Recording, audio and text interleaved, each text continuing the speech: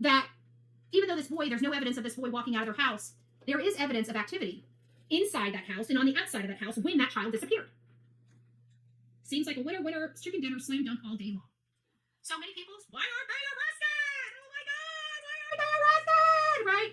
Because this is an investigation, And when you get into a criminal investigation, you just don't have the liberty to just go out and arrest someone. There is now a process, right? You guys know what that process is?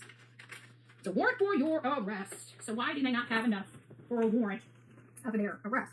Many things could be the culprit of why they don't have the arrest. It might be something that the state attorney wants the grand jury to indict, and might be preparing the package to go present before the secret grand jury. We don't know. But what we do know is that law enforcement would have had all of this information, right? They canvassed the neighborhood. They got all these videos. They talked to the neighbors. They've seen it. Even though we're just now seeing it almost a year later, law enforcement's had this in their possession, custody, and control since day 3 or 4. So I'm absolutely confident that law enforcement has thoroughly analyzed all of the footage. I believe that they thoroughly have a good circumstantial case and that they are building against the mom and or the stepfather. But I think the mom, she was the only person in the home with this child. She was the one that initiated the 3-hour telephone call.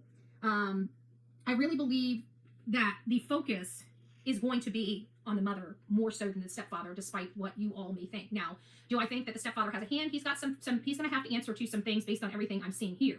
To what degree? I don't know, because to me, Chris seems like a snake. So I have a funny feeling if push comes to shove, he's probably going to be pleading a deal to get immunity and throw Katie under the bus versus the other way around. That's just how I see it. Now, nobody really knows what's going to happen until they are presented with jail time, and then you see how quickly people start flipping on one another.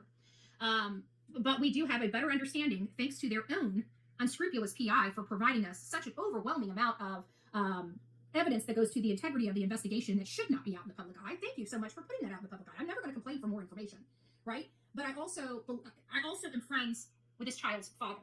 And so it's a little different, right? It's a little different when people start playing with the integrity of the investigation and submitting things that should not be available to folks. Just shouldn't.